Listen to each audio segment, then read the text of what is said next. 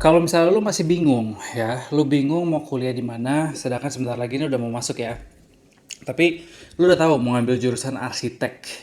Nah, mungkin kalau misalnya yang lu udah lihat-lihat sebelumnya universitas di mana yang bagus untuk arsitek, itu mungkin mereka rankingin dari 1 sampai 10 atau 1 sampai 5. Tapi kalau di sini gua nggak mau membuat ini menjadi ranking 1 sampai 10, 1 sampai 9, 1 sampai 5. Kenapa?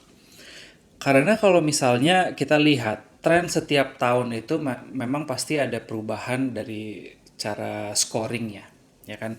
Bukan dari cara scoringnya, sorry, dari nilainya sendiri itu berbeda. Misalnya dari Universitas A sama B bisa naik turun. Nah tapi belum tentu kalau misalnya mereka naik turun itu tiba-tiba langsung drop, wah ini jelek nih, misalnya dari satu besoknya ketiga, wah ini anjur nih, kenapa? Memang itu bisa menjadi salah satu tanda tanya why, tetapi ya kalau misalnya kita ngelihat baru 1 sampai 2 tahun atau 3 tahun, sebenarnya itu kurang signifikan kalau misalnya kita mau ngelihat ini universitasnya bagus atau enggak, atau menjadi jelek atau menjadi bagus. Nah, jadi di hari ini gua mau kasih tahu lu ada 9 universitas ya. Ada 9 universitas, baik itu negeri maupun swasta, tetapi gue tidak rankingin dari 1 sampai 9. Alright, gue akan membedakan ini menjadi dua kategori. Yang satu negeri, yang satu swasta. Nah, untuk yang versi kali ini adalah di tahun 2021 ya. Gue untuk ngecek ya. Karena ini baru 2022 dan sampelnya masih belum ada ya, atau belum banyak. Jadi gue ngeliat dari 2021 dan sebelumnya. Penilaian gue dari mana? Ini gue kasih tahu. Penilaian gue adalah gue melihat dari berapa banyak jumlah lulusan-lulusan dari universitas tersebut ya yang bisa kerja di perusahaan arsitek atau perusahaan interior, atau dia menjadi bosnya, atau dia mendirikan architecture firm. Dan gue melihat juga dari prestasi perusahaan arsitek ini sendiri gitu. Karena banyak prestasi-prestasi atau penghargaan-penghargaan yang bisa mereka dapatkan di dalam negeri maupun di luar negeri. Memang kebanyakan di luar negeri sih. Nah, dan untuk mendapatkan prestasi ini nggak mungkin mereka kerja sendirian, pasti ada timnya. Nah, timnya ini siapa aja? Mereka kuliahnya di mana? Ini yang semua gua ambil, gua survei. Oke, memang dari penilaian yang udah ada yang rankingnya itu gue juga lihat dari sistem pembelajarannya, dari rasio guru dan muridnya, dan sebagainya. So, hey guys, welcome back to Cari Kuliah TV with me, Alejandro Tumiwa. Tempat di mana lo bisa menemukan seluruh informasi yang menarik dan penting, dan bahasan yang penting juga seputar perkuliahan, pekerjaan, dan startup atau yang berkecimpungan di daerah situ. Alright, ini dia list 9 universitas terbaik untuk arsitek. Let's go.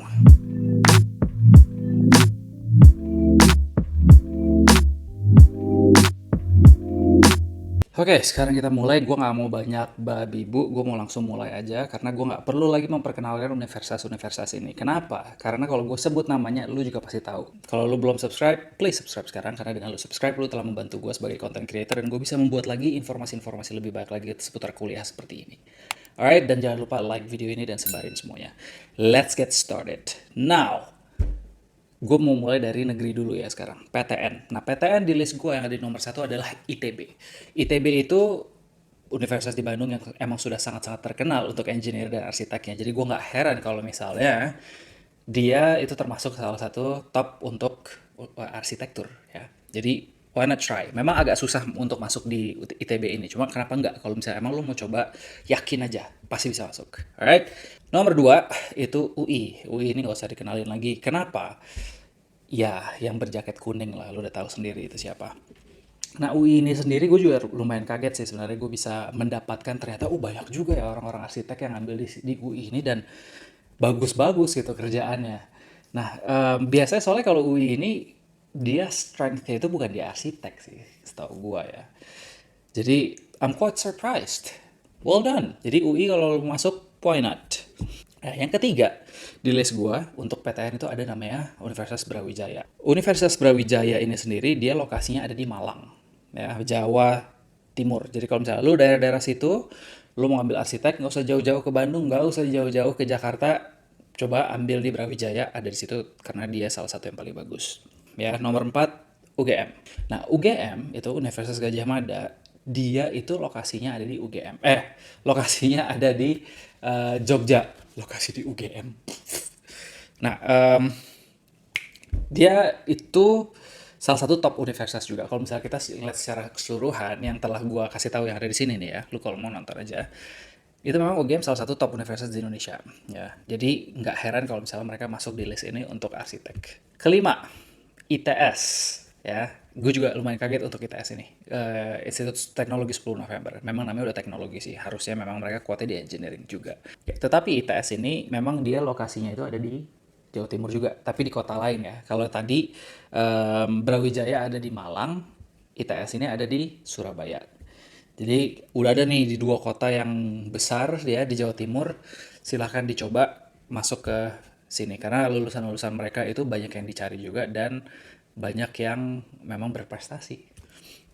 Oke, PTN yang terakhir itu ada Universitas Pajajaran. Dia lokasinya itu di Jawa Barat juga, di daerah-daerah Bandung. Ya sebenarnya kalau kita ngelihat Jatinangor sih.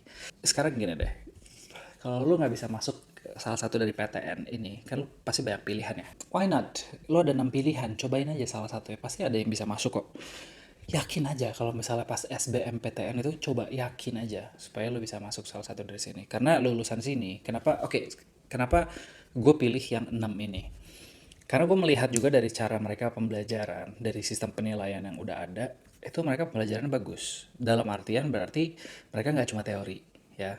Memang pasti kalau di seluruh universitas itu lebih banyak teori, tetapi mereka ada hands-on-nya juga, gitu. Karena sekarang udah dituntut untuk lebih banyak prakteknya daripada teori doang. Nah, sekarang list berikutnya itu ada di PTS atau perguruan tinggi swasta.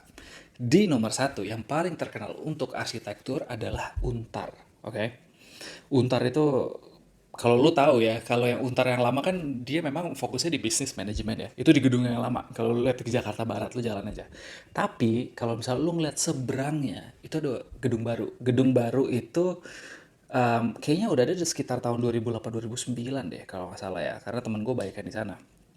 Anyway, gedung baru itu memang mereka fokusnya itu untuk arts sama arsitek ini. Jadi gue tahu mereka fasilitas itu bagus-bagus.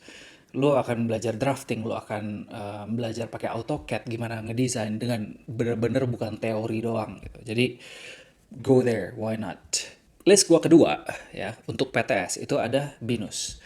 BINUS ini memang mereka fokusnya itu di IT, tetapi gue tahu BINUS ini juga memperkenalkan cara pembelajaran yang berpikir sebagai entrepreneur juga. Jadi memang nggak heran kalau misalnya gue waktu kemarin ngecek itu banyak lulusan BINUS itu yang mendirikan architecture firm sendiri. Oke, yang terakhir, list gue yang terakhir untuk PTS dan untuk menutup video ini ada Unpar atau Universitas Katolik Parahyangan. Dia itu juga lokasinya di Bandung.